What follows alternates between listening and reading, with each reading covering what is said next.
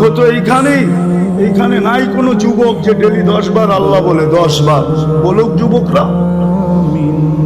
অথচ ঢাকা শহর পুরা মাথার উপরে উঠায়া চলেও, ওর হাঁটার স্টাইল দেখলে অন্যরকম, বাইকে থাকলে আরেক রকম, পিছনে যদি আর কেউ থাকে তাইলে আরেক রকম। কিন্তু ও কার যৌবন দিয়ে চলে?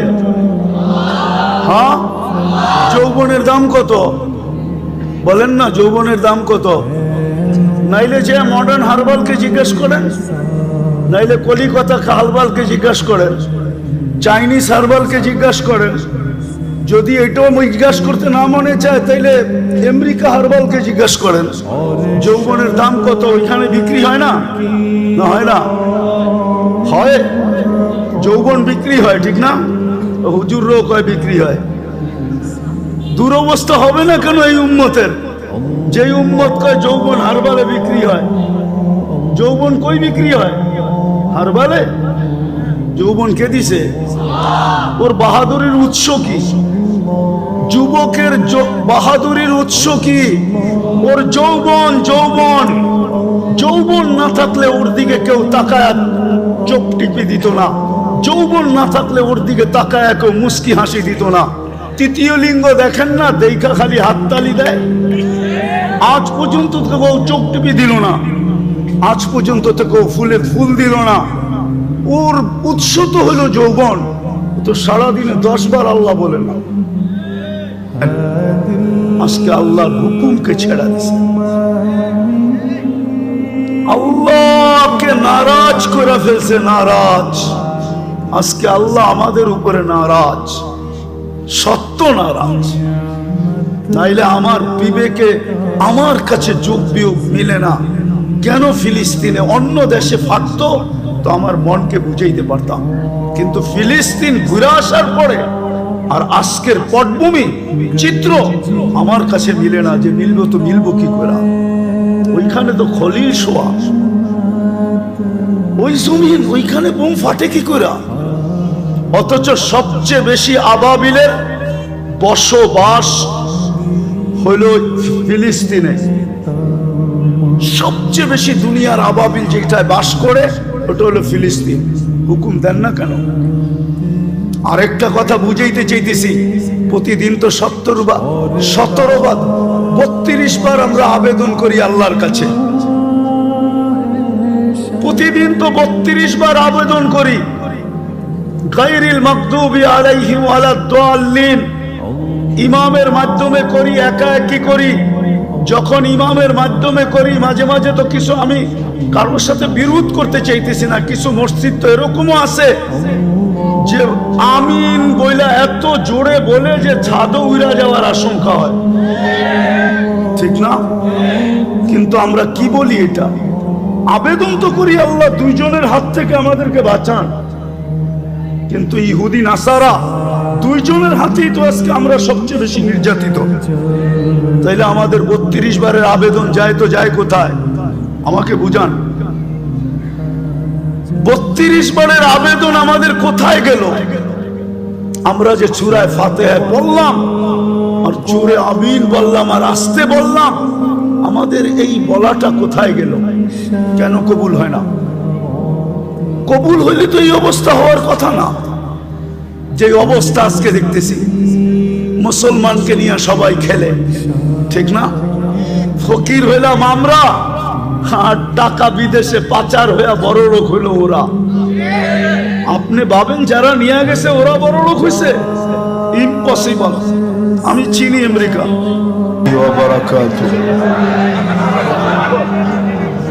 আলহামদুলিল্লাহ,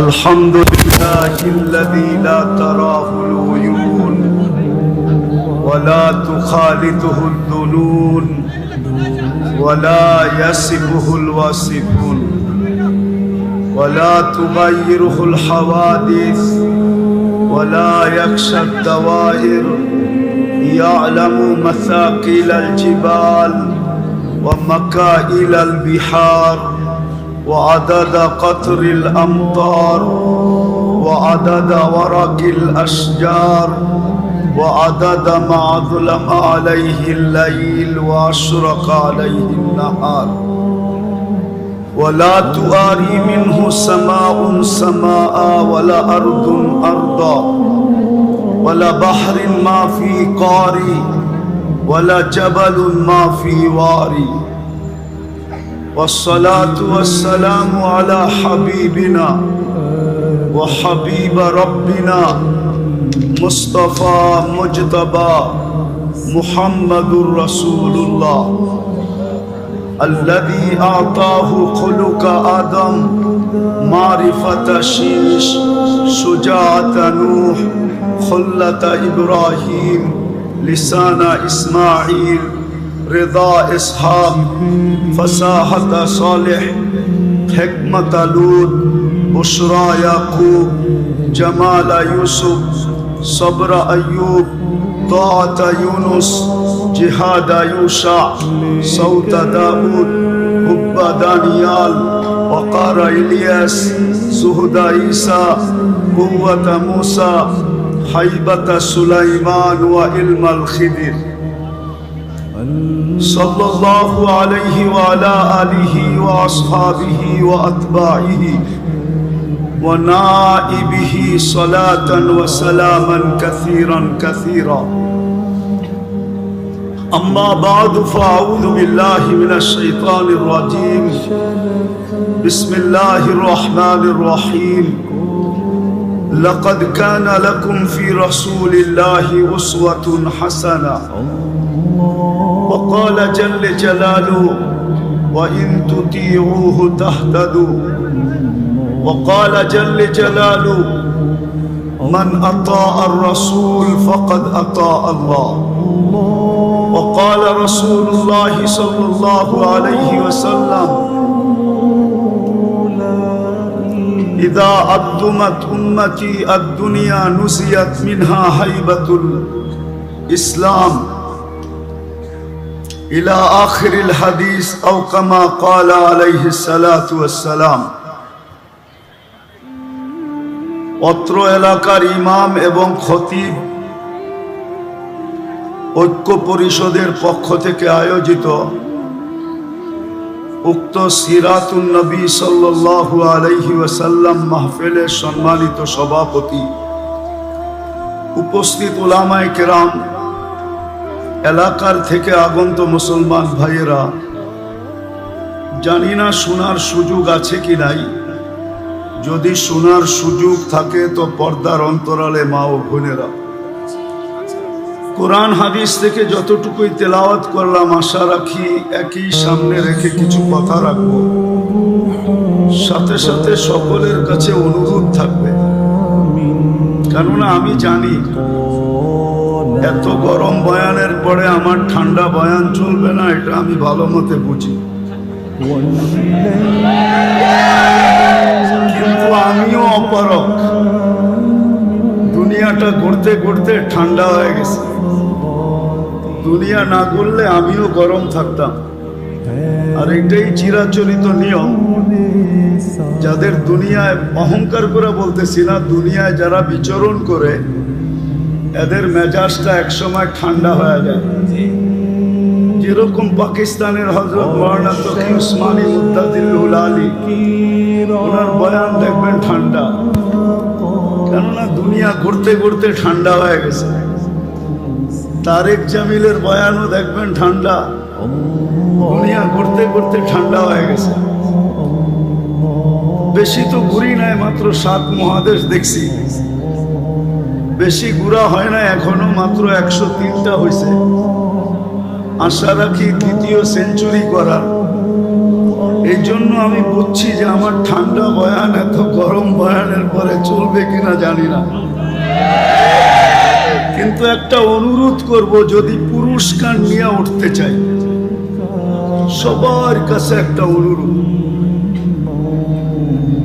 কেননা সিরাতুন নবী মাহফিল, পুরস্কার নিয়ে যদি বাড়িতে ফিরতে চাই তাহলে যতটুকু শোনার ব্যাপারে যতটুকু মনোযোগ আছে ভিতরে, পুরাটাকে দিয়া শুনতে হবে। কেননা আল্লাহর হুকুম হলো ফাস্তামিউ, ইদা কুরিয়াল কোরআন ফাস্তামিউ, যখন কোরআনের কথা শোনো তো মনোযোগকে উজাড় করে দিয়া শোনো। দ্বিতীয় আরেকটা আনসিতু, পরিবেশটাকে বিলকুল নিঝুম বানাইতে হবে, তাইলে দুটা পুরস্কার নিয়ে উঠতে পারবো। আর না হইলে কতক্ষণ হই হুল্লা হবে, যার যার মতে চলে যাব, পুরস্কার নিয়ে বাড়িতে ফিরতে পারবো না। আর দুটাই কিন্তু আল্লাহর হুকুম। আমি একটু বিবেকের পর্দা খুলতে চাই যে আজকে মুসলমানের এই দুরবস্থা কেন। সারা দুনিয়া যদি পর্যালোচনা করি, শুধু বাংলাদেশ নিয়ে তো দুনিয়া না, এটা একটা উম্মত, উম্মতে মুহাম্মদ সাল্লাল্লাহু আলাইহি ওয়াসাল্লাম। আপনি জানেন না এই উম্মতের দাম কত? এই উম্মত কয়বার আল্লাহর কুদরতি হাতে বাছাই হয়েছেন, এটা আমাদের জানা নাই। এই উম্মত আল্লাহর পক্ষ থেকে কত ফ্যাসিলিটি পাইছেন, এটাও আমাদের অ্যানালাইসিস নাই। একটা উদাহরণ দেই, এই উম্মতের 80 বৎসরের ব্যক্তি যদি মারা গেল, আর 80 বৎসর দুনিয়াতে থাকার পরে যদি চলে গেল, আর আল্লাহ যদি জিজ্ঞাসা করলো কতদিন ছিলে, তো বলল 80 বৎসর ছিলাম। আল্লাহ যদি জিজ্ঞাসা করে কি নিয়ে আসলা, তো সে বুক ফুলাইয়া বলতে পারে যে এক রাত্রই তো 83 বৎসর ছিল। 80 থেকে 80 বাদ দিয়া দেন, তারপরও তো আমি আপনার কাছে 3 বৎসরের পাওনা আছি। আপনি আমার কাছে কোত্থেকে পাবেন? বলার সুযোগ আছে না নাই? কার কারণে পাইলেন? মুহাম্মাদুর, পুরাটা পড়েন, পুরাটা মুহাম্মাদুর, পুরাটা পড়লে 120 নেকি পাবেন। আর যদি পুরাটা না পড়েন, শুধু মোহাম্মদ বলা, এটা মালিকি মুযহাবের সবচেয়ে বড় বেয়াদবি। আপনি কিতাব উঠায় দেখেন, হয়তো বলবেন রাসূলুল্লাহ, নাইলে বলবেন মুহাম্মাদুর। মুহাম্মদ সাল্লাল্লাহু আলাইহি ওয়াসাল্লাম বলা বেয়াদবি। আল্লাহ বন্ধুকে কখনো নাম ধরে ডাকেন নাই। কোরআনে উঠান, কোথাও ইয়া মুহাম্মদ বলে আল্লাহ সম্বোধন করেন নাই। সদা সর্বদা আল্লাহ কোনো না কোনো অন্য ধরনের শব্দ দিয়া, কখনো মুজাম্মিল, কখনো মুদ্দাসসির, কখনো ইয়াসিন, কখনো তোহা, এক এক নামে, কখনো রাসূলুল্লাহ, কখনো আব্দুল্লাহ, এক এক ভাবে আল্লাহ সম্বোধন করছেন। কিন্তু ডাইরেক্ট নাম নিয়েও ডাকেন নাই, নাম নিয়েও সম্বোধন করেন নাই। যাক, যেটা বুঝাইতেছিলাম, আমরা তো আমাদের দামও জানি না। তো আজকে এই উম্মতের এই দুরবস্থা কেন?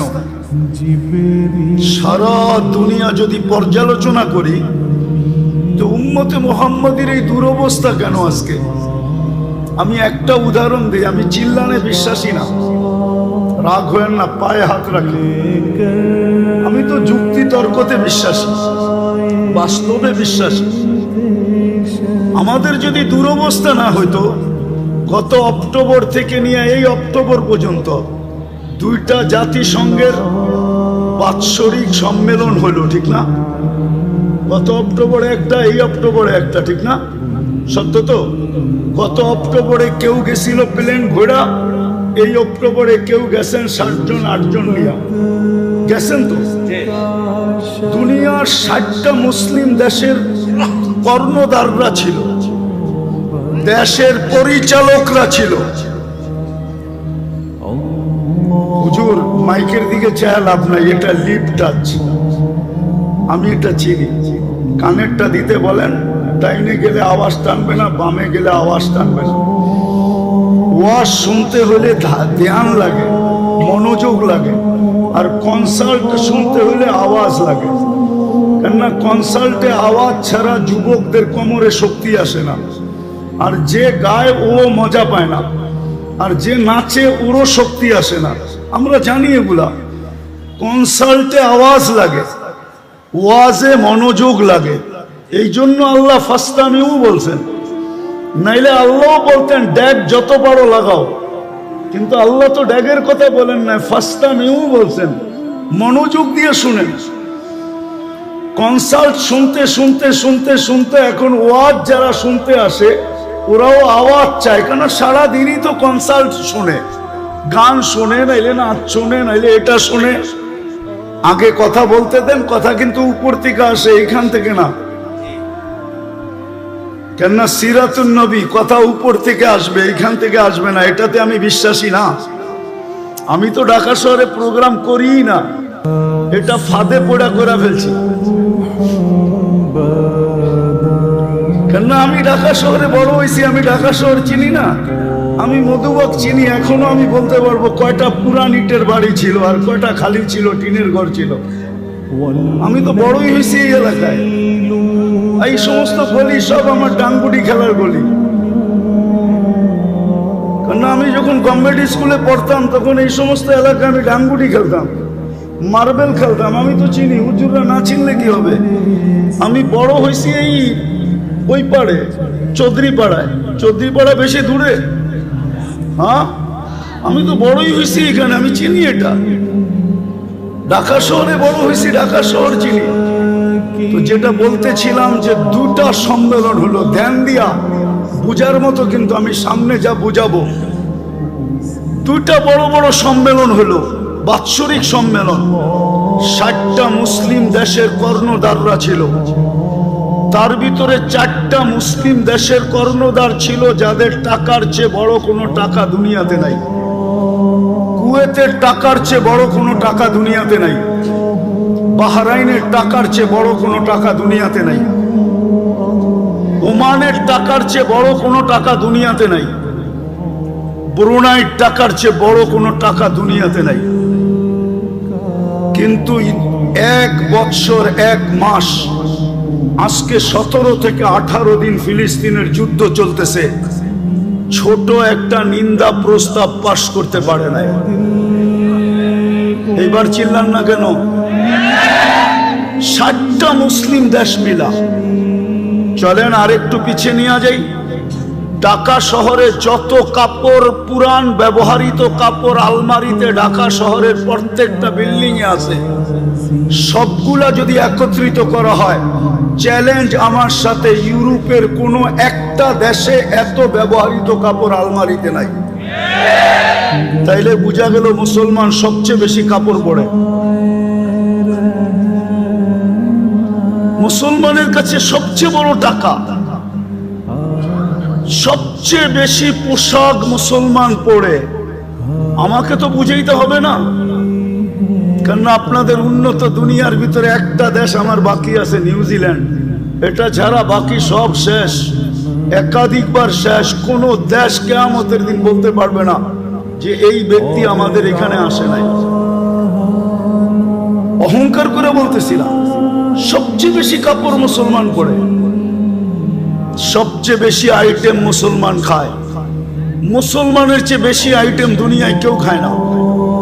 মুসলমানের চেয়ে প্রসাধনী দুনিয়ার কেউ ব্যবহার করে না।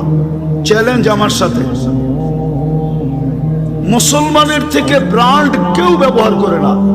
সবার কাছে মোবাইল আছে, ব্র্যান্ডে যায়, ওর ওয়েবসাইটে যায় জিজ্ঞাসা করেন তোমার ব্র্যান্ড সবচেয়ে বেশি কিনে কারা, ম্যাকডোনাল্ড সবচেয়ে বেশি খায় কারা, আরে বলেন না কেএফসি খায় কারা, সবচেয়ে বেশি মুসলমান। লাডু সবচেয়ে বেশি ব্যবহার করে কারা, দুনিয়ার রুলেক্স সবচেয়ে বেশি ব্যবহার করে কারা, সবচেয়ে বেশি ব্র্যান্ড মুসলমান ব্যবহার করে। আমি তো কোন দেশে দেখি না যুবকরা, বাংলাদেশের যুবকরা যেরকম চুল কাটে, একজনকে জিজ্ঞেস করেন নেটে না দেখা চুল কাটে কিনা। এইখানে যে দাঁড়ানো আছে সারা রাত্র নেটে ডিজাইন দেখে, তারপরে চয়েস করে, তারপরে স্ক্রিনশট দেয়, তারপরে সেলুনে নিয়ে যায়, সেলুনওয়ালা ডিজাইন দেখা পানি খায়া ঢোক গিলে তারপরে বলে 700 টাকা। 14 তারিখ তো আমি আমেরিকাতে দেখলাম, কিন্তু ঢাকা বাংলাদেশের মতো তো 14 তারিখ দেখলাম না। শুধু ফুল দেয়, ফুল দিলে তো মনকে বুঝাইতে পারতাম যে ফুল, তারপরে বিদায়। ফুল দেয়, হোটেলে খাওয়ায়, পার্সেল দেয়, পারে না কলিজা কাইটা বুনা করে তারপরে প্যাকেট করে দিয়া দিতে। তারপরে বলে আমাকে কমসে কম একবার হলো লেখা দিও I.U, কিন্তু তারপরও তো 90 ভাগ শেখ খাওয়া। আমি তো বলি প্রশাসন দেশ সামলাবে কি? এরা তো সামাজিকতার কারণে মিছিল করে না।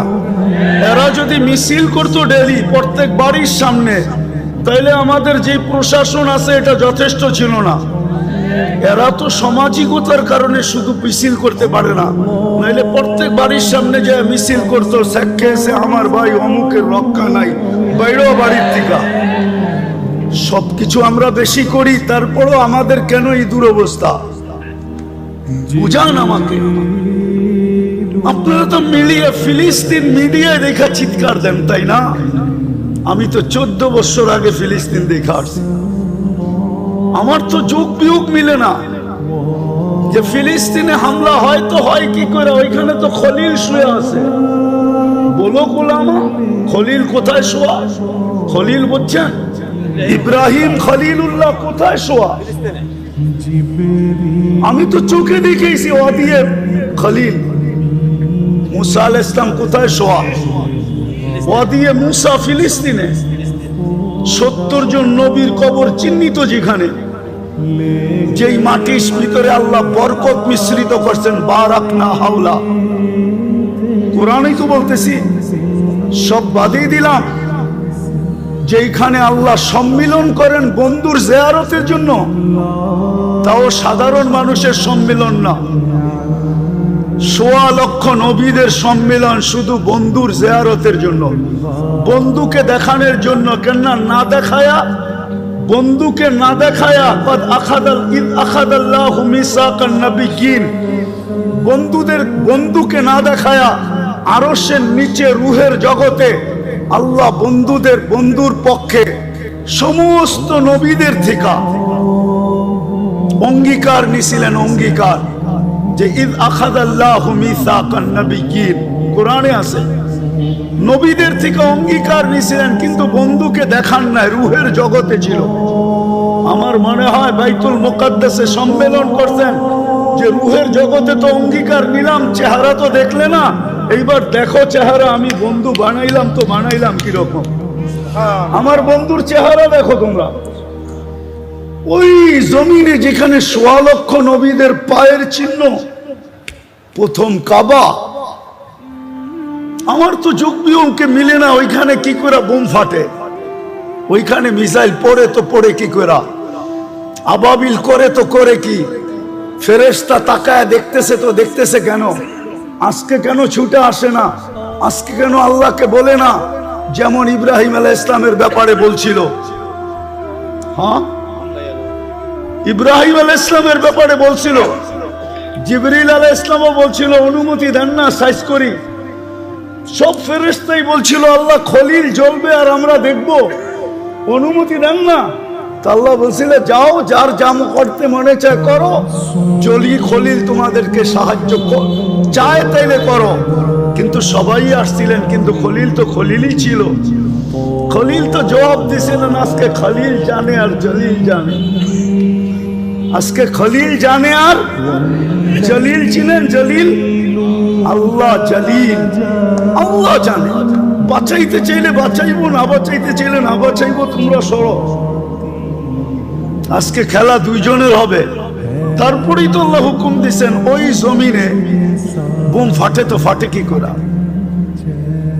আমাকে বুঝান, চোখ বিয়োগ দিয়া বুঝান, কি করে ফাটে ওই জমিনে বোম? আর আগে টানতে চাইলাম না, কেননা ঢাকা শহর আবাসিক এলাকা, লম্বা দীর্ঘ রাত পর্যন্ত চিল্লা চিল্লি, এটা আমার ঘরের পাশে হলেও আমি পছন্দ করি না। অন্যের জন্য করব কিভাবে, এই জন্য অল্প সময় গুছায় নিয়ে আসতেছি।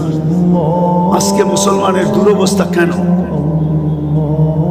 সংখ্যায় তো 200 কোটি, 70% সম্পদ মুসলমানদের কাছে।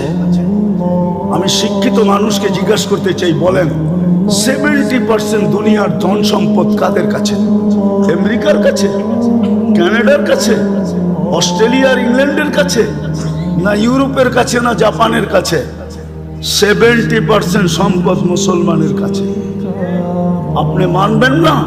আপনি আমারটা তালা নোট করেন, তারপরে গুগলে যে তালাশ করেন, গুগল আপনাকে আমার কথাই বলবে যে 70% সম্পদ দুনিয়ার মুসলমানের কাছে। সংখ্যায় 200 কোটি, খাই বেশি, পড়ি বেশি। আমি তো বলি আপনাদের মাধ্যমে, মিডিয়ার মাধ্যমে দুনিয়াকে জানাইতে চাই, হায় যদি আজকে 200 কোটি মুসলমান আমার কথা শুনতো। 5 বৎসর যদি মুসলমান, কেননা আমাদের ঘরে যেই ব্যবহৃত কাপড় আছে, আমি আমার ঘর বলি 10 বৎসর না 15 বৎসর ব্যবহার করলেও এটা শেষ হবে না। সবার ঘরেই 5 বৎসর চলবে। যেই ব্যবহৃত কাপড় ঘরে আছে, ওনার ঘরে নাই নাকি? 5 বৎসর চলবে না?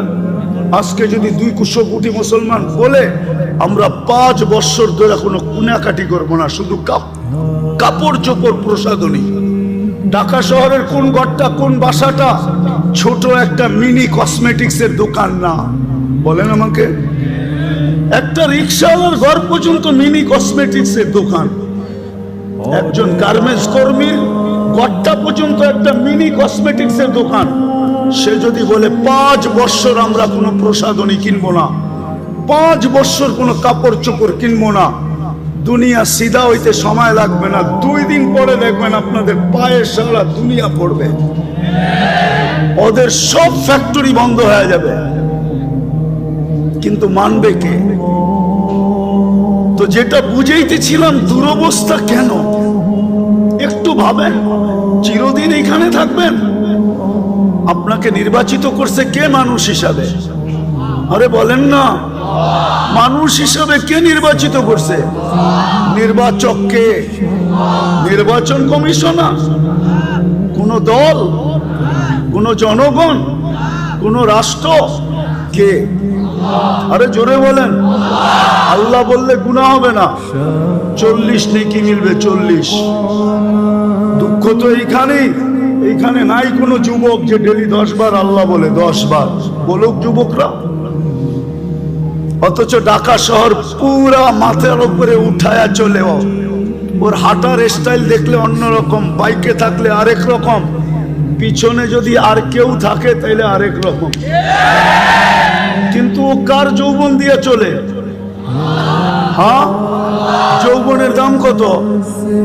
বলেন না, যৌবনের দাম কত? নাইলে যে মডার্ন হারবালকে জিজ্ঞেস করেন, নাইলে কলিকাতা হারবালকে জিজ্ঞেস করেন, চাইনিজ হারবালকে জিজ্ঞাসা করেন। যদি এটাও জিজ্ঞাসা করতে না মনে চায়, তাইলে আমেরিকা হারবালকে জিজ্ঞাসা করেন যৌবনের দাম কত। ওইখানে বিক্রি হয় না? না হয় না? হয়, যৌবন বিক্রি হয়, ঠিক না? হুজুররাও কয় বিক্রি হয়। দুরবস্থা হবে না কেন এই উম্মতের? যেই উম্মত কয় যৌবন হারবালে বিক্রি হয়। যৌবন কই বিক্রি হয়? হারবালে। যৌবন কে দিছে? ওর বাহাদুরির উৎস কি? যুবকের বাহাদুরির উৎস কি? ওর যৌবন। যৌবন যৌবন না থাকলে ওর দিকে কেউ তাকায় চোখ টিপে দিত না। যৌবন না থাকলে ওর দিকে তাকায় কেউ মুস্কি হাসি দিত না। তৃতীয় লিঙ্গ দেখেন না, দেখা খালি হাততালি দেয়। আজ পর্যন্ত কেউ চোখ টিপে দিল না, আজ পর্যন্ত তো কেউ ফুলে ফুল দিল না। ওর উৎস তো হলো যৌবন। তো সারাদিনে 10 বার আল্লাহ বলে না। এই মজমার কেউ নাই ডেলি 200 বার আল্লাহ বলে। বলুক আমাকে। পীরের মুরিদও তো দেখতেছি 1-8 হবে ডেলি 200 বার আল্লাহ বলে, অথচ 24 ঘন্টা ভোগ করি কারটা? আরে কার? হ্যাঁ, অক্সিজেন কয় লিটার বলেন না? 550 লিটার অক্সিজেন নেন ডেলি। ঢাকা শহর আজ থেকে 20 বছর আগের থেকে শুনে আসতেছি বসবাসের উপযোগী না, সবচেয়ে দূষণযুক্ত শহর ঢাকা। কিন্তু তারপরও ছোটবেলার থেকে শুনে আসতেছি, তারপরও দেখতেছি daily 550 litre oxygen pure supply দিতেছে কে? ডেলি কয়বার শ্বাস নেন? 80,000 বার নেই, 80,000 বার ছাড়ি। 80,000 বার আমার ভিতর থেকে আল্লাহ কার্বন ডাই অক্সাইডকে আউট করেন। 80,000 বার। ডেলি কিডনি কয়বার আল্লাহ ডায়ালিসিস করেন? আরে বলেন না, 36 বার আপনার কিডনিকে ডায়ালিসিস করেন। এখনো কিডনি সবাইটা ডায়ালিসিস হইতেছে। দাঁড়ায় আছে উঠটা হইতেছে, পয়সা আছে উঠটা হইতেছে, শুয়া আছে উঠটা হইতেছে। কিন্তু আপনাদের বিজ্ঞান বিজ্ঞান বিজ্ঞান। কিছু শিক্ষিত লোক আছে শুধু সারাদিন বিজ্ঞান নিয়ে থাকে। ওর বিজ্ঞানকে আমি জিজ্ঞাসা করি, 7 দিন ডায়ালিসিস করে দেখাতো, পুরা সপ্তাহ ডায়ালিসিস করে দেখাতো। বিজ্ঞানের কাছে তো 7 দিন ডায়ালিসিস করার প্রসেসিং টেকনোলজি এখনো আসে নাই। বরং এখন ডাক্তার বলবে 7 দিন করাইতে হলে আর করার দরকার নাই, বাড়িতে রাখেন, যেই কদিন বাঁচে বাঁচুক, তারপরে মরে যাবে। 5 দিনের উপরে তো ডায়ালিসিস করতে পারে না। বিজ্ঞান বিজ্ঞান বলেন সারাদিন। 4 ঘন্টা তো লাগে একবার ডায়ালিসিস করতে, টাকা বাদই দিলাম। আমার আল্লাহ তো ডেলি ডায়ালিসিস করেন, 40 মিনিটে একবার কমপ্লিট করেন। 40 মিনিটে 24 ঘন্টায় 36 বার ডায়ালিসিস হয়। 200 বার তো আল্লাহ বলেন। একটু নিজের বিবেককে জিজ্ঞাসা করেন, কালকে এই মুখটা কি করে দেখাবেন আল্লাহকে? না যায়া বলবেন আমি আধুনিক ছিলাম, আমি এডুকেটেড। ওটাও তো আল্লাহ বলে দিছে তুই এডুকেটেড। এডুকেটেড তোকে বানাইলো কে? এই জন্যই তো এক জায়গায় আল্লাহ বলে আমা কুনতা মা আম্মাহিনা, তুই নিকৃষ্ট পানির ফোঁটা ছিলি না। ফামান জাআলাকা দামা, বল না তোকে রক্তে রূপান্তরিত কে করলো? ওমান জাআলাকা মুদগা, তোকে রক্তপিণ্ডতে রূপান্তরিত কে করলো? ওমান জাআলাকা ইযামা, তোর কঙ্কালটা কে বানাইলো? ওমান কাসা আলাইহি লাহমা, সুন্দর করে নিখুঁত ভাবে চামড়ার গোশতের আবরণ কে চড়াইলো? আমা কুনতা সগীরা, তুই কি ছোট ছিলি না? ফামান কাব্বারা, বল না তোকে বড় কে করলো? দুনিয়াতে তো আমেরিকা তো এতটুক আছে শর্ট ফিগার, আজ পর্যন্ত 1 ইঞ্চি বাড়ায় দেখাইতে পারলো না। আল্লাহ বলে তোকে 6 ফিটের কে বানাইলো বল? আমা কুনতা যায়িফা, তুই কি মার পেটের থেকে দুর্বল আসিস নাই? ও যুবক পায়ে হাত দিয়ে জিজ্ঞাসা করি ফামান কাওয়াকা, বল না তোকে সুঠামত কে দিল? আমা কুনতা জাহিলা, মার পেটের থেকে কি অজ্ঞ আসিস নাই? ফামান আল্লামা, ও শিক্ষিত লোকগুলা তোমাদেরকে শিক্ষায় দীক্ষায় আলোকিত কে করলো? আজকে আল্লাহ ভুলে গেলে? উচিত তো ছিল গাছে ফল আসলে ঝুঁকবে। কিন্তু আমি তো দেখি আমার সমাজে শিক্ষিত লোক বেশিরভাগই, বড় পার্সেন্টেজ আমার সমাজে শিক্ষিত লোকগুলো আল্লাহর থেকে দূরে।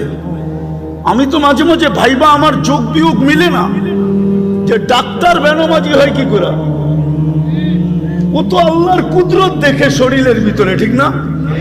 কি বলেন? এর চেয়ে বড় কুদরত আর কি দেখাবো? চলেন একটা উদাহরণ দেই। মানুষের অঙ্গের ভিতরে দেখার মধ্যে সবচেয়ে ছোট অঙ্গ কোনটা বলতে পারেন? হ্যাঁ, আরে বলেন না। চোখ। চোখ দেখার ভিতরে সবচেয়ে ছোট অঙ্গ চোখটা, ঠিক না? চোখের তুলনায় দেখতে নাকটা চোখের থেকে বড় মনে হয়, ঠিক না?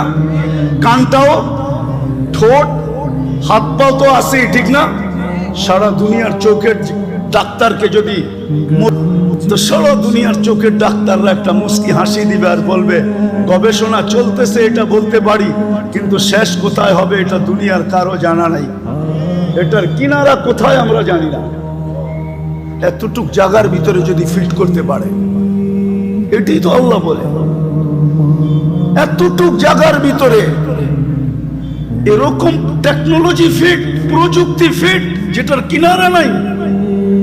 13 কোটি ক্যামেরা এক চোখে, 13 কোটি, 2 চোখে 26 কোটি ক্যামেরা, 26 কোটি।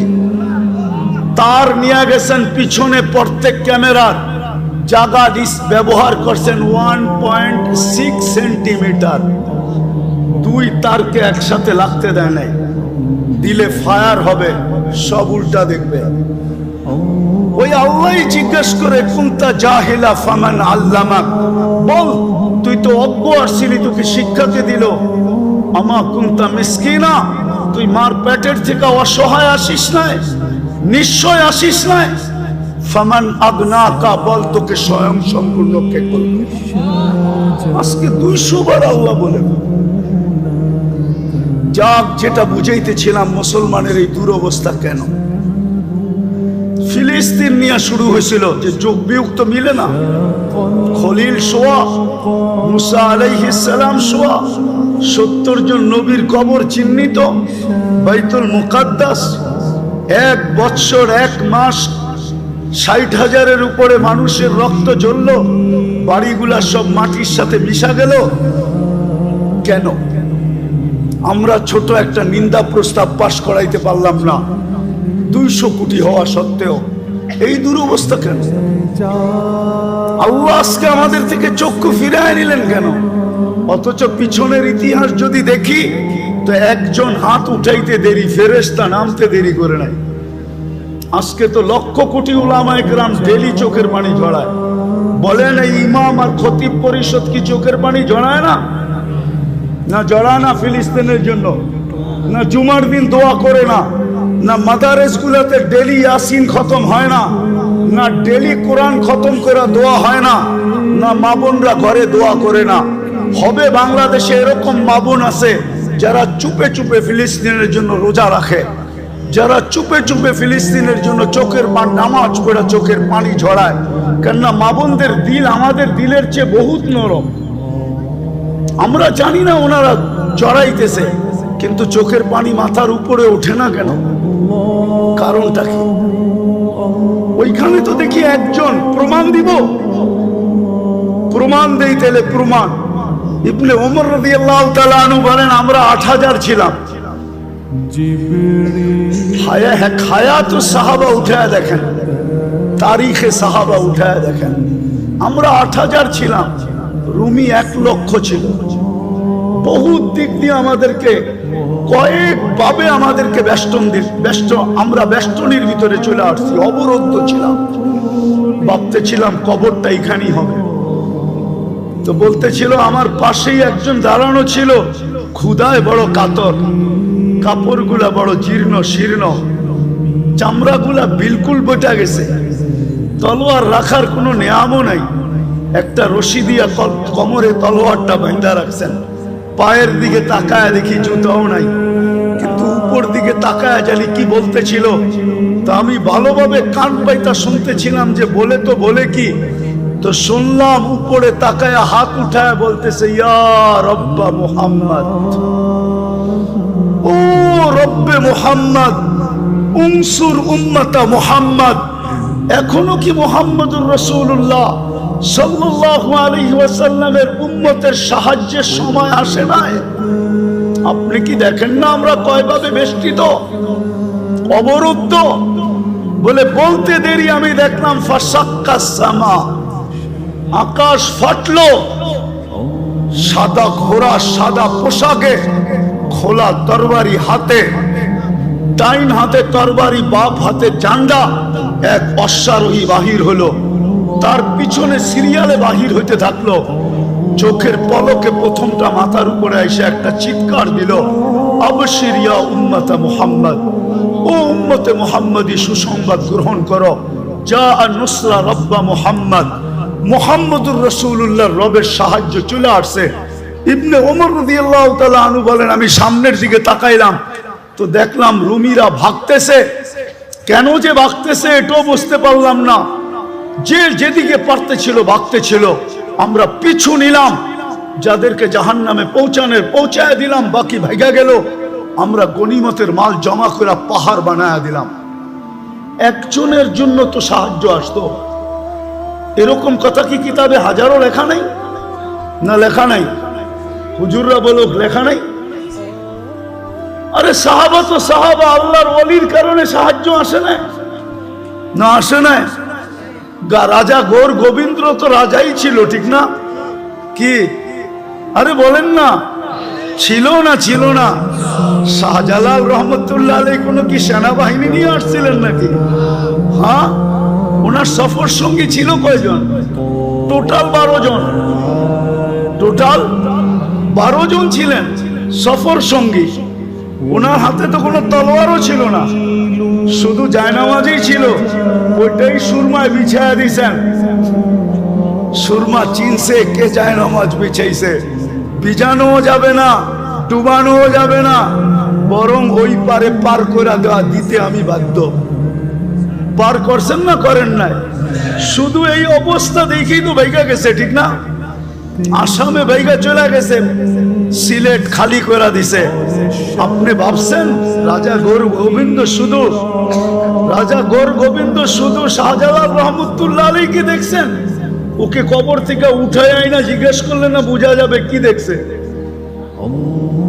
হ্যাঁ, কি ওলামা একমত না দুই মত? ওরে কবর থেকে উঠে আইনা জিজ্ঞেস করলে না বোঝা যাবে ও কি দেখছে? ও কি শাহজালাল দেখছে? হইতে পারে শাহজালালের পিছে বিরাট বড় এক ফেরেশতার বাহিনী দেখছে। সত্য এটাই। আজকে কেন সাহায্য নাই? কারণটা কি? আমি আপনাদেরকে কারণ বুঝাইতে চাইতেছি। শেষ কাজে কারণ বুঝাইতে চাইতেছি কেন এই দুরবস্থা। আজকে মুসলমান শেষ করে দিতেছি। আজকে মুসলমান নারী বলেন, পুরুষ বলেন, যুবক বলেন, বৃদ্ধ বলেন, শিক্ষিত বলেন, অশিক্ষিত বলেন, আজকে আল্লাহর হুকুমকে ছেড়া দিছে। আল্লাহকে নারাজ করে ফেলছে, নারাজ। আজকে আল্লাহ আমাদের উপরে নারাজ, সত্য নারাজ। তাইলে আমার বিবেকে আমার কাছে যোগ বিয়োগ মিলে না। কেন ফিলিস্তিনে অন্য দেশে ফাটতো তো আমার মনকে বুঝাইতে পারতাম, কিন্তু ফিলিস্তিন ঘুরে আসার পরে আর আজকের পটভূমি চিত্র আমার কাছে মিলে না। যে মিলবো তো মিলবো কি করে? ওইখানে তো খলিল শোয়া, ওই জমিন, ওইখানে বোম ফাটে কি করে? অথচ সবচেয়ে বেশি আবাবিলের বসবাস হইল ফিলিস্তিনে। সবচেয়ে বেশি দুনিয়ার আবাবিল যেটায় বাস করে ওটা হলো ফিলিস্তিন। হুকুম দেন না কেন? আরেকটা কথা বুঝাইতে চাইতেছি। প্রতিদিন তো 17 বার 32 বার আমরা আবেদন করি আল্লাহর কাছে। প্রতিদিন তো 32 বার আবেদন করি, গায়রিল মাগদুবি আলাইহিম ওয়ালাদ-দাল্লিন। ইমামের মাধ্যমে করি, একা একই করি। যখন ইমামের মাধ্যমে করি, মাঝে মাঝে তো কিছু, আমি কারোর সাথে বিরোধ করতে চাইতেছি না, কিছু মসজিদ তো এরকমও আছে যে আমিন বইলা এত জোরে বলে যে ছাদও উড়া যাওয়ার আশঙ্কা হয়, ঠিক না? কিন্তু আমরা কি বলি? এটা আবেদন তো করি আল্লাহ দুইজনের হাত থেকে আমাদেরকে বাঁচান, কিন্তু ইহুদি নাসারা দুইজনের হাতেই তো আজকে আমরা সবচেয়ে বেশি নির্যাতিত। তাইলে আমাদের 32 বারের আবেদন যায় তো যায় কোথায়? আমাকে বুঝান। 32 বারের আবেদন আমাদের কোথায় গেল? আমরা যে সূরা ফাতিহা পড়লাম আর জোরে আমিন বললাম আর আস্তে বললাম, আমাদের এই বলাটা কোথায় গেল?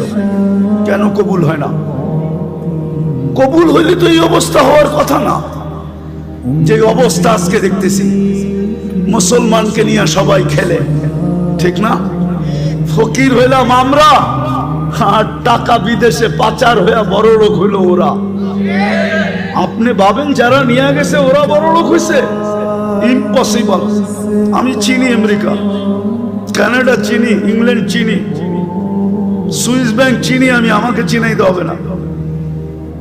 হ্যাঁ, আমি চিনি, বহুত মানুষকে চিনি, 2-4 জন প্রেসিডেন্টও চিনি যারা ট্যাক্সি চালায়, ট্যাক্সি, আমেরিকাতে ট্যাক্সি চালায়। অবশ্য আমাদের দেশের না, আফ্রিকান দেশের। নিয়ে গেছিল খুব, এখন ট্যাক্সি চালায়। কেন এই দুরবস্থা? একটু ভাবেন।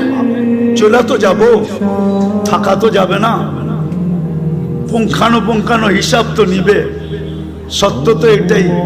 যদিও কেউ মাঝে মাঝে জিজ্ঞাসা করে, হুজুর 60 বছরের হিসাব নিতে 50,000 বছর লাগবে কেন?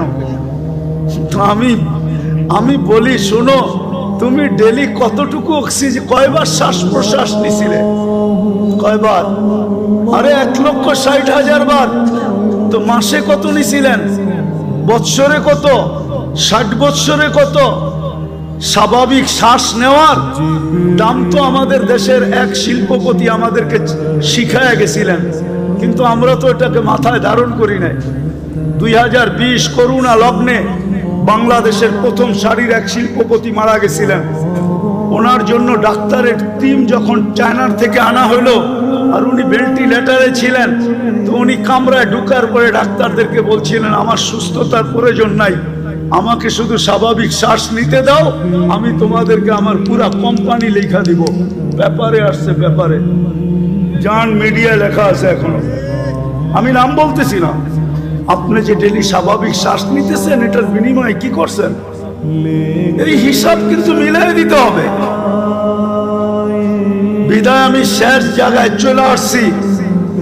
আজকে এই দুরবস্থার কারণ একটা, শুধু প্রথম একটা, আল্লাহকে না মানা। আল্লাহকে সব বুক করি কার? কিন্তু শিক্ষিত মানুষগুলা যদি প্রশ্ন করে আল্লাহকে মানবো কি করে, আল্লাহকে তো চোখে দেখি না, লা তারাহুল উয়ুন ওয়ালা তুখালিতুহুদ দুনুন, দেনদারণে আনা যায় না, ওয়ালা ইয়াসিফুহুল ওয়াসিফুন, বর্ণনা দিয়ে শেষ করা যায় না।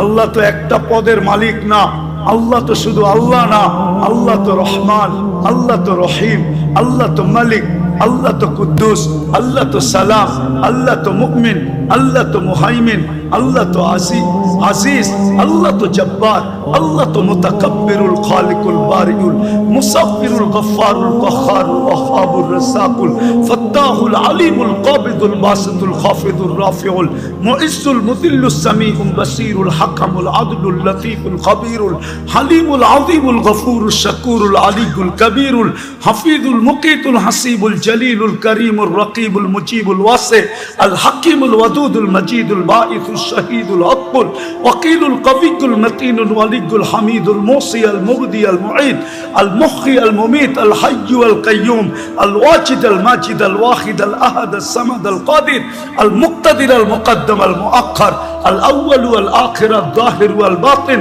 আল ওয়ালি আল মুতাওয়ালি আল বাররু তাওয়াব আল মুনতাকিম আল আফু আর রাউফ মালিক আল মুলকি যাল জালালি ওয়াল ইকরাম আল মুকসিত ওয়াল জামি ওয়াল গনি ওয়াল মুগনি আল মানি আদ দার আল নাফি আল নূর আল হাদি আল বদি ওয়াল বাকি আল ওয়ারিস ওয়াল রশিদ আস সাবুর জল্লে জালালু। আল্লাহ তো 99 পদের মালিক, আল্লাহকে মানবো তো মানবো। প্রশ্ন যদি করে কি করে মানবো? এই জন্যই আল্লাহ বলছেন সিরাতুন নবী লাকাদ কানা লাকুম ফি রাসূলিল্লাহি উসওয়াতুন হাসানাহ আতিউল্লাহ ওয়া আতিউর রাসূল। আমার বন্ধুকে মাইনা দেখায় দাও। কিন্তু আফসোস তো এইখানেই, বন্ধুকে যদি এই উম্মত মানতো, তাহলে সবচেয়ে বেশি বন্ধুর আদর্শ মুসলমানের ঘরে নির্যাতিত হতো না, ঘৃণিত হইতো না, অবহেলিত হইতো না, দীক্ষিত হইতো না, লাঞ্ছিত হইতো না, বঞ্চিত হইতো না। এটাই তো কাঁদি শুধু। নাইলে মুসলিম যুবক 50 টাকার চুল 500-1000 টাকা দিয়ে কাটবে কেন? বিজাতির রঙে রঙিন হবে কেন?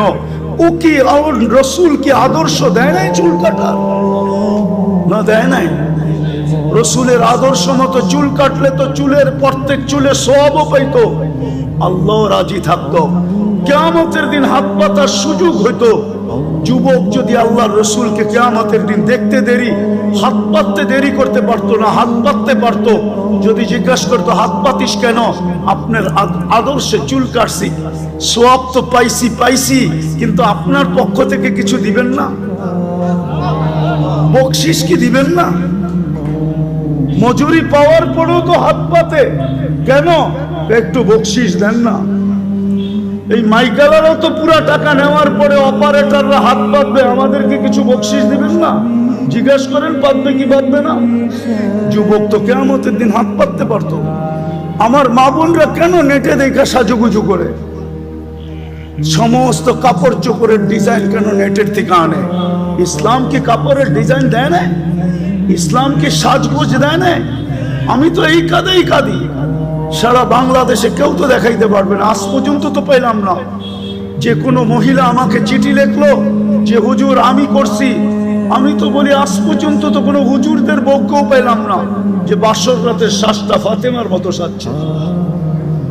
বাসর রাতের শ্বাসটা তো তার বান্ধবী তাকে যেরকম সাজাইছে ওরকমই সাজছে, প্রতিবেশীরা যেরকম সাজাইছে ওরকম সাজছে। নাইলে একটু পয়সাওয়ালা হইলে পার্লারে যা যেরকম ডিজাইন চয়েস করছে ওই ডিজাইনে সাজা আসছে। কিন্তু ফাতেমার সাজে তো সাজে নাই। ফাতেমা কি বাসর রাত্রে সাজে নাই? কিতাবে কি নাই ফাতেমার সাজ? শাইখুল হাদিসরা কি জানে না, যে মুহাদ্দিসরা জানে না যে ফাতেমার সাজ কিরকম ছিল? আজকে যদি ওই মহিলা সাজতো, কালকে কিয়ামতের দিন যখন আল্লাহ বলতো ফাতেমা রাদিয়াল্লাহু তাআলা আনহার হাতে ঝান্ডা দিয়া, ফাতেমা তোর মেয়েদেরকে ডাক আর চল জান্নাতের দিকে, তো এই মাও তো যায়, বোনও তো যায় দাঁড়াইতে পারতো, এই মাও তো যায় দাঁড়াইতে পারতো, এই মেয়েও তো যায় দাঁড়াইতে পারতো। ফাতেমা যদি জিজ্ঞাসা করতো তুই পাশে দাঁড়াইলি কেন, বলে আমার কাছে কিছু নাই বটে, কিন্তু বাসর রাতের শ্বাসটা আপনার মতো ছিল, বিদায় পাশে দাঁড়াইলাম, দেখি আমাকে একটু নিয়ে যান কিনা। আজকে আল্লাহ রসুলের আদর্শের স্বাস্থ্য নাই। আপনার সাহায্য হবে তো হবে কি কইরা? চিৎকার দিয়া সবকিছু জিতা যায় না, সম্মেলন করে সবকিছু করা যায় না। আপনি আমাকে বুঝাইতে হবে না, রাগ হয় না। আমার চোখের পানি শেষ। আপনি ছোট পাতলা চশমা দেখেন তো, তাই না? ভিতরে একটা মোটা লেন্স বসানো আছে, অপারেশন করে ভিতরে আমার লেন্স বসানো আছে। চোখের পানি শেষ, কানতে কানতে। দুনিয়া কম দেখি নাই। এই জন্য বলি হুজুর একমত নাও হইতে পারে আমার কাছে। আজকে মুসলমানের দুরবস্থা, যারা নবীর আদর্শকে ঘৃণা করে, নবীর আদর্শকে ধিক্কার দেয়, যারা নবীর আদর্শকে লাঞ্ছিত করে। আমি আরেকটাও কথা বলি, যতই সাজেন না কেন ওদের সাজে। আমি শিক্ষিত সমাজকে বলতে চাই, সুশীল সমাজকে বলতে চাই, দিতে হবে না। আমি বহুত জনকে বাংলাদেশের চিনি, যাদের সাথে আমার সফর হয়েছে। এয়ারপোর্টে 3 ঘন্টা থেকে 6 ঘন্টা পর্যন্ত বসার লোক আমি চিনি, ইমিগ্রেশন বসায় রাখছে। আর আমি অহংকার করে বলতেছি না, উড়তে 5 মিনিটের বেশি কোনো এয়ারপোর্টের ইমিগ্রেশনে আজ পর্যন্ত দাঁড়াইতে হয় নাই, 5 মিনিটের বেশি। কিন্তু আমি চিনি, নাম বলবো না। আমার বয়ান যদি ওরা শুনে, বলবে হুজুর নাম বলে নাই, খুব ভালো করছে, নাইলে আমাদেরকে মানুষ চিনত। আমি চিনি আমার সমাজের লোক, যারা ওদের সাজে 100% কেন, ওদের চেয়ে আপডেট সাজা ছিল। কিন্তু পাসপোর্ট যখন পাঞ্চ করছে, তো বাহির হয়ে আসছে ধর্ম ইসলাম। বলছে তোর ধর্ম তো ইসলাম, তুই আমাদের চেয়ে বেশি আপডেট। সন্দেহ আল্লাহ ঢুকায়া দিছে, বস তুই, তোকে আগে যাচাই বাছাই করে নেই। 3 ঘন্টার থেকে 6 ঘন্টা পর্যন্ত যাচাই বাছাই করছে। শুনে রাখো যুবক, তুমি যতই ওদের মতো 14 তারিখ উদযাপন করো, আর যতই 31st নাইট তুমি উদযাপন করো, ওদের যত কালচার তুমি নিজের ভিতরে আনো না কেন, কিন্তু এক জায়গায় তুমি ধরা খাওয়া। আজকাল সবকিছু অনলাইনে। তোমার জন্ম নিবন্ধন যখন করতে গেছে তোমার মা বাবা, তো ভুলে হইলো ধর্ম ইসলাম লেখা দিয়ে আসছে। স্কুলে যখন ভর্তি করাইতে গেছে, তো মনের বিরুদ্ধে হইলো ইসলাম লেখা দিয়ে আসছে। আইডি কার্ড যখন বানাইতে গেছে, তো তোমার মনে না চাইলো তুমি ধর্ম ইসলাম লেখা দিয়ে আসছো। পাসপোর্ট যখন বানাইছো, তখনও তুমি ধর্ম ইসলাম লেখা দিয়ে আসছো। যেই দিন তুমি চাকরির অ্যাপ্লাই করছো, ওই দিনও তুমি ধর্ম ইসলাম লেখা দিয়ে আসছো। অনলাইনে সারা দুনিয়ায় চলে গেছে, হেড অফিসে জমা হয়ে গেছে। অনলাইনের হেড অফিস হলো তেল আবিব। আমাকে চিনাইতে হবে না, অনলাইনের হেড অফিস হলো তেল আবিব। তেল আবিবে চলে গেছে, তুমি মুসলিম, তোমার সাজের দিকে ওরা দেখবে না। আমার বয়ানে আছে, বয়ানে 2008-এর কাহিনী, 2008-এর কাহিনী আমার বয়ানে আছে, বয়ানে। তোমার সাজগোজ ওরা দেখবে না, সাজগোজ। আমি যেদিন জার্মানির ভিসা নিতে গেছি, 6 দিন আগে আমার বড় ছেলে মারা গেছিল। আমি 6 দিন পরে জার্মানির এম্বাসিতে গেছি, আমার ইন্টারভিউ ছিল। তখন আমি এই পড়তাম না, সাদা লুঙ্গি সাদা পাঞ্জাবি পড়তাম, এরকমই একটা রুমাল কাঁধে থাকতো, আর পান খুব খাইতাম, সাদা একটা স্টিলের পানের বাটা হাতে থাকতো, লাঠি থাকতো না। আমি পান খাইতে খাইতে ঢুকতেছিলাম ইন্টারভিউর সময়, ঘড়ির কাঁটা দেখা, কিন্তু ভিতরে ঢুইকা আমি দেখতেছিলাম মনে হয় আমি একটা কুকিলের মেলে একটা কাকেই গেছিলাম। সবাই আমার দিকে যেরকম চাইতেছিল, তা আমার মনে হইতেছিল আমি কুকিলের মেলা একটা কাক। কি ওরা যেইভাবে সাজগোজ করে গেছে, তা আমাকে ইন্টারভিউর জন্য যখন ডাকছে, তা আমাকে প্রথম প্রশ্ন ছিল, তুই এতদিন জার্মানি যাস নাই কেন? সেনজিং ভিসা, আমার 25 দেশের সফর ছিল। তা আমি বললাম প্রয়োজন ছিল না, এত দেশ গেলি, জার্মানি গেলি না, এখন দরকার যাব।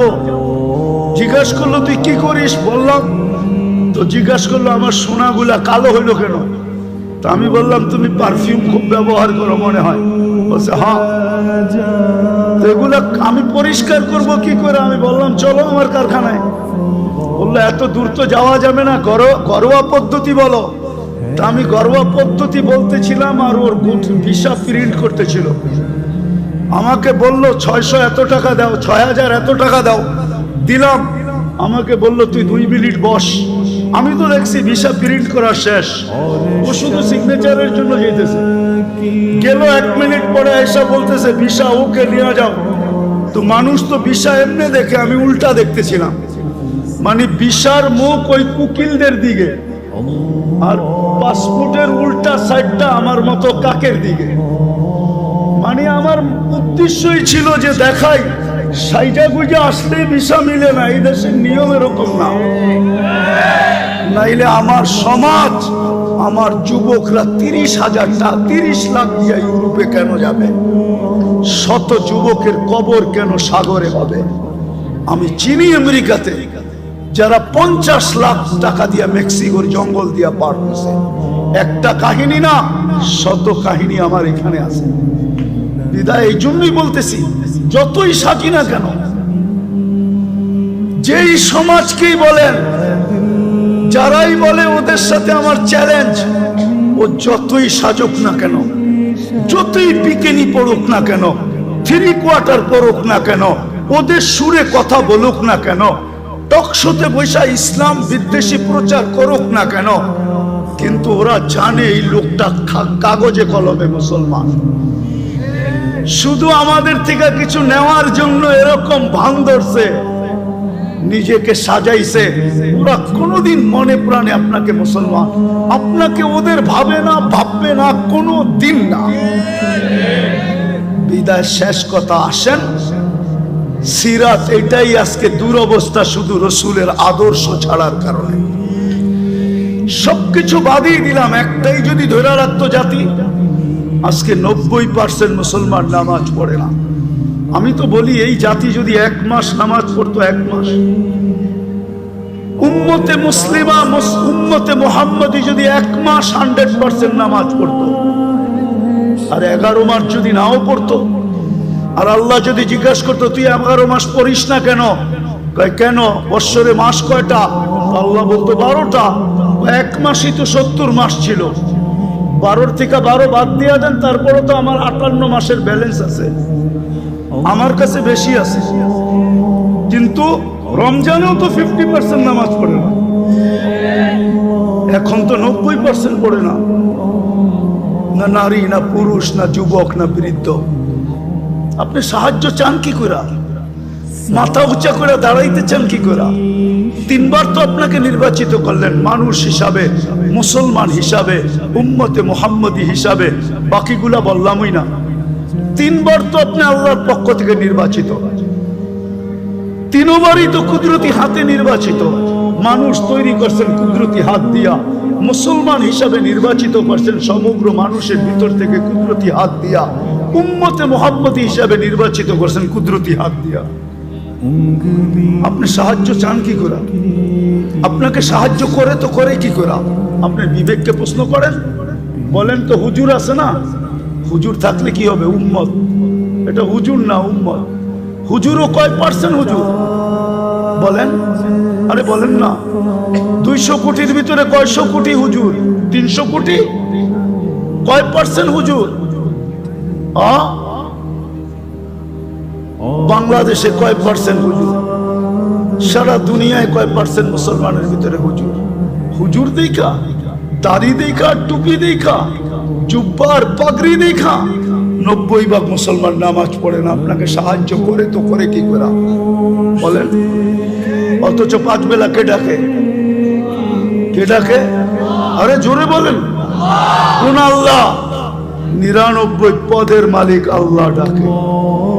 সামান্য একটু পদস্থ ব্যক্তি ডাকে সাড়া না দিলে হাত কড়ি পড়তে হয়, বেরি পড়তে হয়। আমি জানি, আমি জানি, আমি কখনো মুখ খুলি না তো। আমার বললাম না আমি ঠান্ডা হুজুর, আমি জানি। আমি টঙ্গীর থেকে বয়ান করে বাহির হয়েছি। আমার গাড়িতে উঠবো, পিছের থেকে 2-3 জন আমাকে ধরছে। স্যার গাড়ি পাঠাইছে, আপনাকে এই রাত্রে যেতে হবে। কোথায়? জায়গার নাম বলছে, যেটা বাংলাদেশের এক কোনায়। স্যারের প্রোগ্রাম কালকে দুপুরে। আমি বললাম আমার 3টা মাদ্রাসার প্রোগ্রাম আছে। বলছে স্যার এত কিছু জানে না, গাড়ি পাঠাইছে, আমাদেরকে পাঠাইছে। সোজা গাড়িতে বসেন, বাসায় ফোন করেন, সসজ্জায় আপনাকে কালকে আবার গাড়ি দিয়ে ঢাকা পৌঁছায় দিব। আমি ওই ব্যক্তি, আমি চিনি। সামান্য একটু কথা না মানলে হাতকড়ি হয়, বেড়ি হয়, জেল জরিমানা হয়। ও ঢাকার মানুষ বলেন না ডেলি 90% মুসলমান নামাজ পড়ে না। 5 বেলা আল্লাহ ডাকে, বুক করে কাটটা। ও যুবক, কাটটা বুক করে বলো না। ওই আল্লাহ ডাকে, তারপরও তো আসে না। আপনাকে যে এখনো বাঁচায় রাখছে, শুকরিয়া আদায় করেন। এই জন্যই তো ইহুদিরা একটা স্লোগান দেয় বর্তমানে। হিব্রু ভাষা তো বোঝেন না, শুধু চিৎকার দেন। ইহুদিদের একটা স্লোগান এখন চলতেছে, স্লোগান সারা দুনিয়ার ইহুদিদের, যেটা আমি আরবি ভাষায় বানায় নিয়ে আসছি। ইহুদিদের স্লোগান, এখনই সময়, এখনই সময়, এখনই সময়। আনতুদাম্মিরুল মুসলিমিনা কাইফা তুরিদুনা আনতুদাম্মিরুহা। এখনই সুবর্ণ সুযোগ, যেমন মনে চায় মুসলমানদেরকে জমিনের সাথে মিশায় দাও। এখনই সুযোগ। আপনি বলবেন কেন? ওদের কিতাবে লেখা আছে যেই দিন ফজরের জামাত আর জুমার জামাত মুসলমানের সমান হবে, ওই দিন মুসলমানের বিজয়ের পালা শুরু হবে। ওরা শুধু আপনাদেরকে দেখে না, আপনাদের মসজিদের উপরও স্যাটেলাইট লাগায় রাখছে, সিসি ক্যামেরা লাগানো আছে। ওরা দেখে ফজরে কয়জন, জুমায় কয়জন। এই জন্যই ওরা চিৎকার দিতেছে এখনই সুবর্ণ সুযোগ। আরেকটা মনে উঠলো, যদিও বলা উচিত না, আপনি সাহায্য চান কি করে? সৌদি আরবের মতো দেশের পোশাকের কি অ্যাডভার্টাইজ দিতে যায়, খোলা আকাশের নিচে খোলা মঞ্চে উলঙ্গ ডান্স দেখেন না? আপনি সাহায্য চান কি করে? বলেন কি করে চান? কি করে চান? যুবকদের পায়ে হাত দিই, সারা রাত্র আনলিমিটেড। হয়তো ঘরে ওয়াইফাই আছে, নাইলে প্রতিবেশীর পাসওয়ার্ড আছে, দুধের হটস্পট আছে। আর যদি তাও না থাকে তো ঢাকা শহরে এই মধুবাগে পাওয়া যাবে সারা রাত্র নেট বিক্রি করার জন্য। ও সজাগ থাকে, যার নেট শেষ সাথে সাথে যোগাযোগ সাথে সাথে এমবি পাঠায় দেয়। সারা রাত্র নেটের ভিতরে ঘুরতে থাকে, কিনা দেখে। সাহায্য চান কি করে? বিদায় আসেন, আসেন, আসেন, আসেন, তওবা করি আজকে। তওবা, একটাই রাস্তা খোলা আছে উম্মতের সামনে, যদি 200 কোটি উম্মত তওবা করে। কিন্তু আফসোস তো আমাদের, আফসোস আমার এটাও, আমাদের স্কলারদের কাছে আমার একটা আফসোসের আবেদন, আজ পর্যন্ত কোনো দুনিয়ার কোনো দেশের স্কলারদেরকে দেখলাম না, ধর্মীয় স্কলারদেরকে সারা দেশের মানুষকে বলল যে চলেন ফিলিস্তিন আমাদের থেকে 7 সমুদ্র 13 নদীর ওই পারে, আমরা কিচ্ছু করতে পারি না, চলেন আমরা একটা দিন তওবা ডে উদযাপন করি, আজকের দিনে আমরা তওবা করব। অথবা আজকের দিনটা আমরা ওদের জন্য রোজা রাখা ইবাদতের ভিতরে কাটায় আল্লাহর কাছে মেসেজ দিব, আল্লাহ 7 সমুদ্র 13 নদীর এই পারে আমরা না টাকা পাঠাইতে পারি, না পয়সা পাঠাইতে পারি, না ওদের জন্য কাপড় পাঠাইতে পারি, না খাদ্য পাঠাইতে পারি, আমরা কিছু করার ক্ষমতা রাখি না, আমরা যাইতেও পারবো না।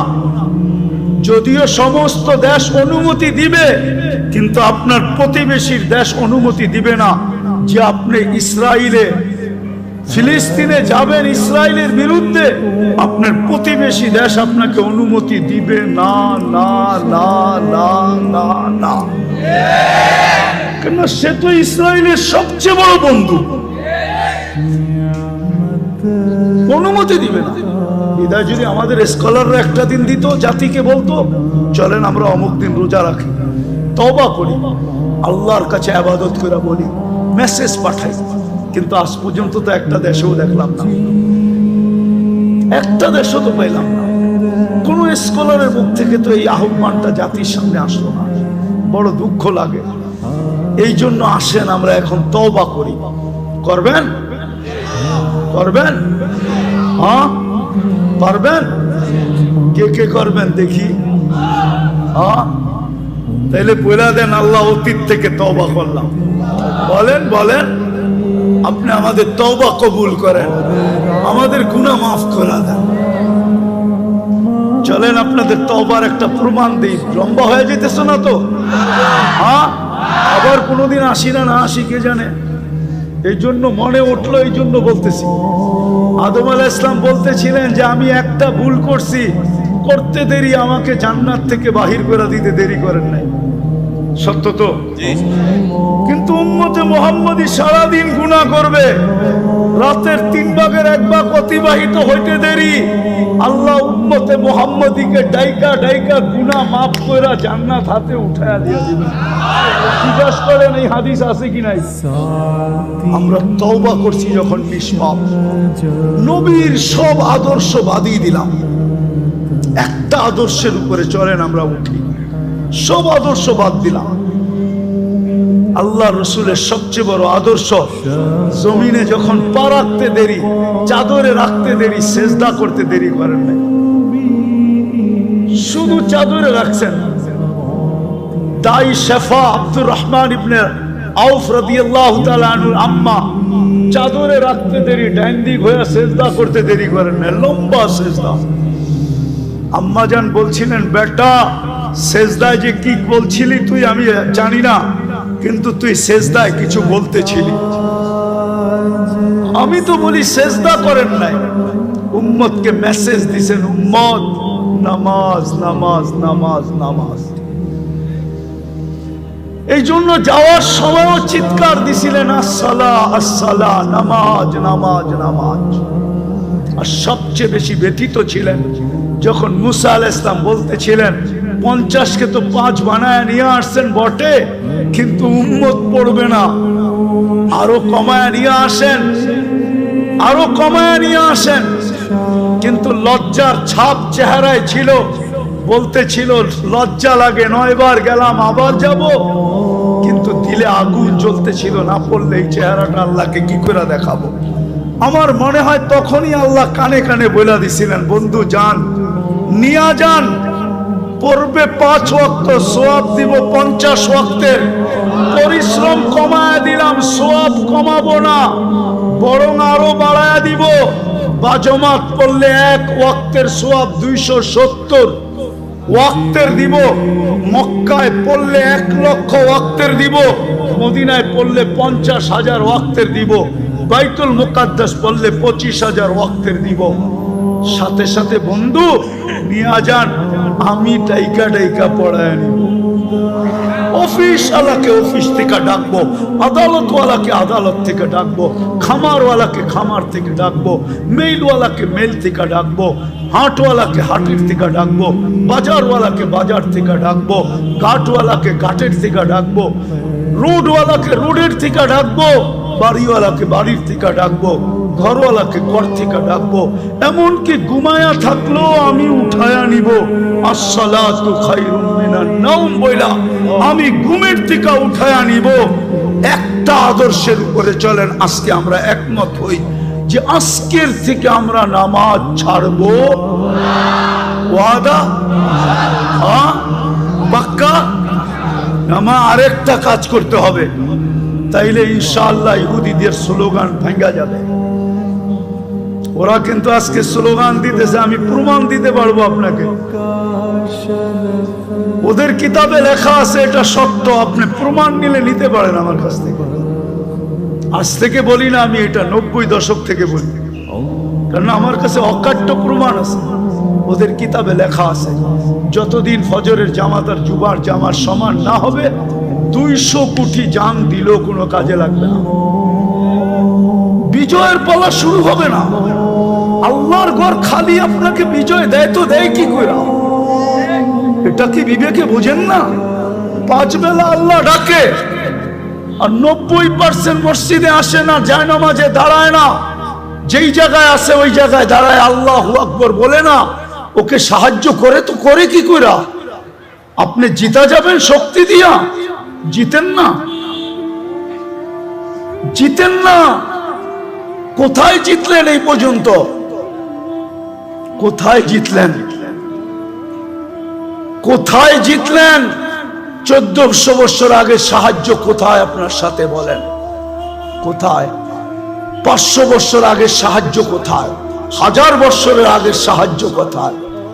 শুধু চিৎকার দিয়া মানুষের ব্রেন উল্টা করলে হবে না যে এটা হইলেই আমরা সব করে ফেলবো। দুনিয়াটা এত সহজ না। রাগ হয়ে যাবেন আরেকটু বলবো? হ্যাঁ, আপনি জানেন এই কাপড়টা কয়বার সুদে ডুব দিছে? বলেন তো কেউ, কয়বার বলেন তো? আমি গয়না দিব 6 বার সুদে ডুব দিছে। 6 বার। কয়বার? কয়বার? কয়বার? 6 বার। যে তুলা চাষ করছে সে লোন নিয়ে তুলা চাষ করছে, যে তুলা ইম্পোর্ট করছে সে সুদ নিয়ে ব্যাংকের এলসি নিয়ে আগাম এলসি নিয়ে সে ইম্পোর্ট করছে, যে তুলার থেকে সুতা বানাইছে সেও মেইল করছে সুদের ব্যাংকের টাকা নিয়ে, যে তুলা সুতার থেকে গেরে বানাইছে সেও সুদের টাকা ওইখানে মিশ্রিত করছে, গেরের থেকে যে ডাইং করছে সেও সুদের টাকা নিয়ে মেইল করছে, ডাইংয়ের থেকে যে ফিনিশিং করে মার্কেটিং করছে সেও সুদের টাকা নিয়ে করছে। কয়বার হইল? সিস্টেমটা পুরা উল্টা হয়ে গেছে। আপনি চিৎকার দিলে কিছু হবে না। ফিরে আসেন, কোরআন এটাই বলে লিউযিকাহুম বাদাল্লাযী আমিলু লাআল্লাহুম ইয়ারজিউন। তোমরা পিছে ফিরো, পিছে পিছে দেখো, পিছে নবীর আদর্শের দিকে ফিরো। পায়ে হাত দিয়া বলি আসেন আমরা নামাজি হই আর মানুষকে নামাজি বানায় আগে মসজিদ গড়ি। যেদিন ফজর আর জুমা এক হবে, সমান হবে, আপনার অপেক্ষা করতে হবে না, আপনার লড়তে হবে না। এই উম্মতকে আল্লাহ লড়াইতে চান না, তাইলে আল্লাহ থাইকা লাভ কি? আমাদের পরে তো কোনো উম্মত নাই, আল্লাহর ডিফেন্স কোন কাজে লাগবে? আমাদের পরে যদি উম্মত থাকতো ভাবতাম ডিফেন্স ওদের লেগে ব্যবহার করবে। আমাদের পরে তো কোনো নবীর পরে নবী নাই, তাইলে আল্লাহর ডিফেন্স কোন কাজে আসবে? আমি যদি আল্লাহকে প্রশ্ন করি আপনাকে লড়তে হবে না? বদর দেখেন না, ওমা রামাইতা ইদ রামাইতা ওয়ালাকিন্নাল্লাহ রামা। আমি যদি আল্লাহকে প্রশ্ন করি তাহলে রমজান মাসে 70 কিলোমিটার মদিনার থেকে দূরে বন্ধুকে কেন নিয়ে আসলেন? এই রমজান আর গরম। আল্লাহ যেন বলতে চায় বন্ধু না আসলে তো খেলা জমবে না। বন্ধুকে তো খেলতে আনি না, খেলা জমাইতে আসছি। আর দর্শক না হইলে খেলতে ভালো লাগবে না, বন্ধুকে তো দর্শক হিসাবে নিয়ে আসছি। বন্ধু দর্শক হিসাবে দেখবে আর আমরা খেলবো। আজকে মসজিদ বলেন, দেখেন কালকে আল্লাহ খেলে কি খেলে না। হ্যাঁ, আল্লাহর জন্য মশাই যথেষ্ট। যতটুকু বললাম আল্লাহ আমাদেরকে আমল করার তৌফিক দান করেন।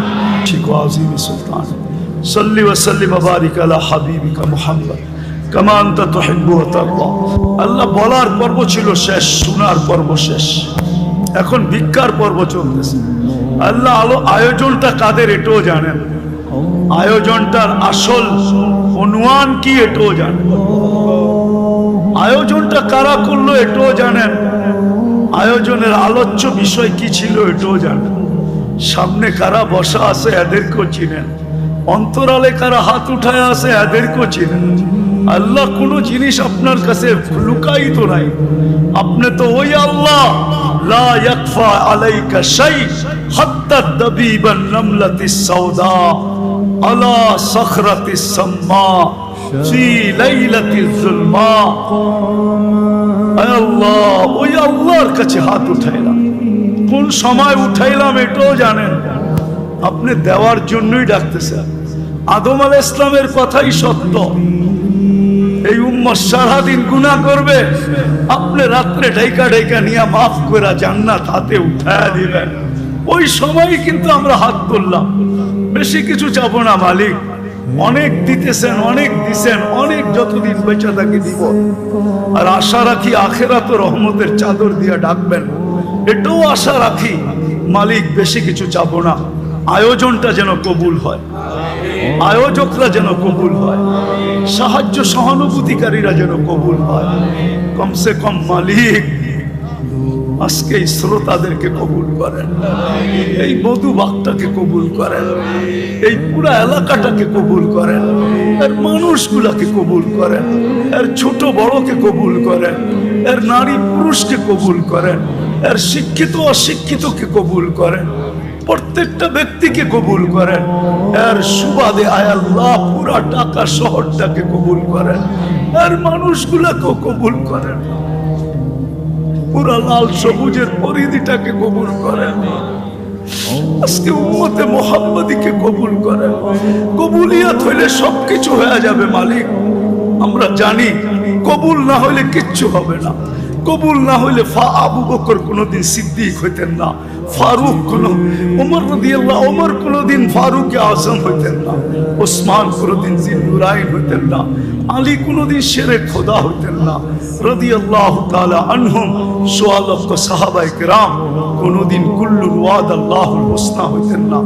কবুল না হইলে আমরাও মানুষ হইতাম না, মুসলমানের ঘরে আসার সুযোগ হইতো না, উম্মতে মুহাম্মদী হইতো না, আল্লাহ কোরআন হাদিস সিনায় জমা করতে পারতাম না। আওরাসনাল কিতাবাল্লাযীনা ইসতাফাইনা, এই আয়াত বুঝায় কবুলিয়াত শর্ত।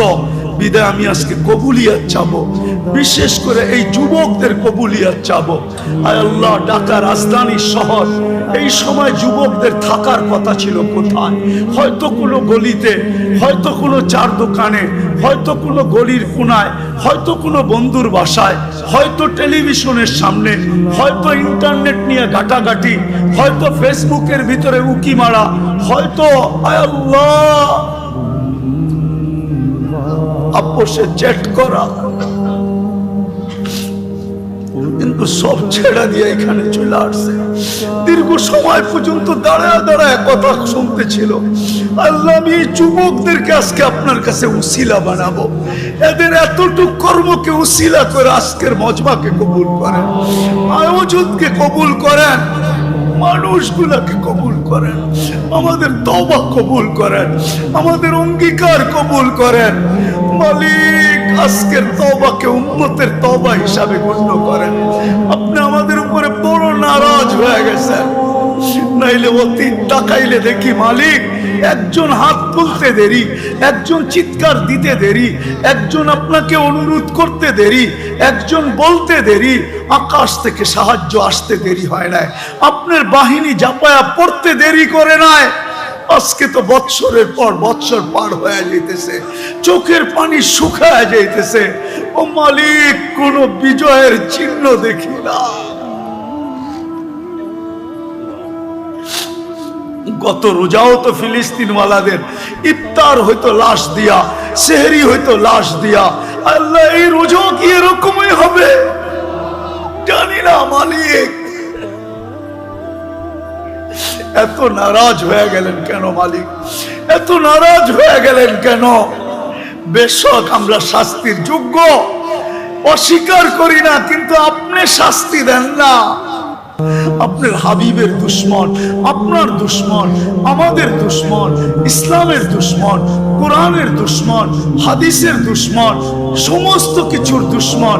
এদের মাধ্যমে আমাদেরকে পিঠা খাওয়ান কেন মালিক? কেন মার খাওয়ান? কেন ওদের হাতে আমাদেরকে বেইজ্জত করেন?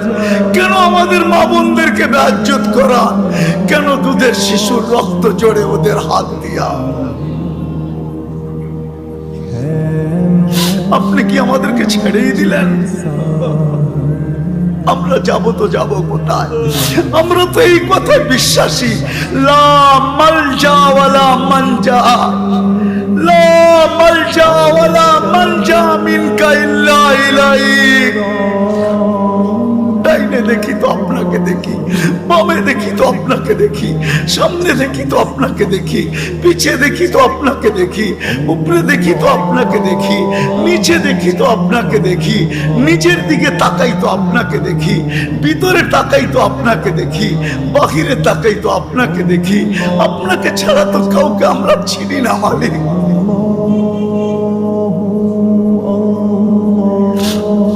আজকে এই আলেমদের হাত খালি ফেরত দিয়েন না। আমারটা দিয়া দেন, কোনো আপত্তি নাই, কিন্তু আমার ডাইনে বামের আলেমদের হাত খালি ফেরত দিয়েন না। ইমাম খতিবদের হাত খালি হাতে ফেরত দিয়েন না। তোলাবাদের হাত খালি ফেরত দিয়েন না। তোলাবারা বসে আছে সামনে মালিক, যাদের পায়ের নিচে ফেরেশতারা ফলের গালিচা বিছায়। আল্লাহ ওদের হাত খালি ফেরত দিয়েন না। অন্তরালে মা বোনরা হাত উঠায় বসে আছে, এদের হাত খালি ফেরত দিয়েন না মালিক।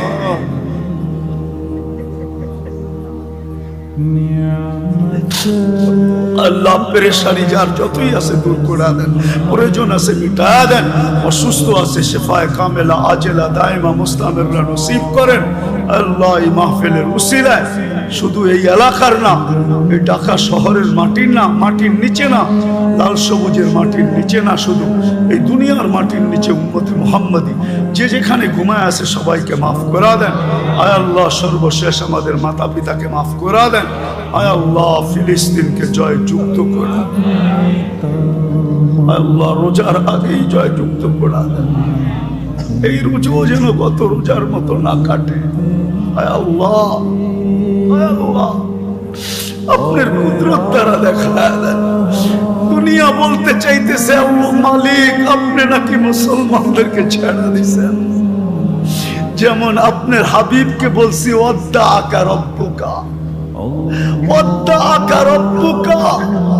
দুনিয়া আমাদেরকে বলে না, আমি জানি, মনে মনে বলে ওয়াদ্দা রব্বা উম্মাতা মুহাম্মদ, উম্মাতা মুহাম্মদ। উম্মতে মুহাম্মাদের রব উম্মতে মুহাম্মদকে ছেড়া দিছে। হুজুররা জানে না, আমি জানি মালিক। দুনিয়া এখন এই চিৎকার দিতেছে, যেরকম মক্কার কাফেররা চিৎকার দিয়া বলছিল ওয়াদ্দাহু রব্বুহু, তার রব তাকে ছেড়া দিছে। নাইলে ওহি আসে না কেন? সপ্তাহ পার হইল কেন? 2 সপ্তাহ পার হইল কেন?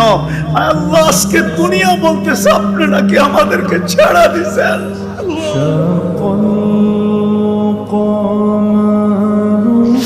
একটু দুনিয়াকে দেখায়া দেন আপনি আমাদেরকে ছাড়েন নাই, আপনি আমাদেরকে ছাড়েন নাই, আপনি আমাদেরকে ছাড়েন নাই, আপনি আমাদেরকে এখনো ভালোবাসেন, আপনি আমাদেরকে এখনো মহব্বত করেন।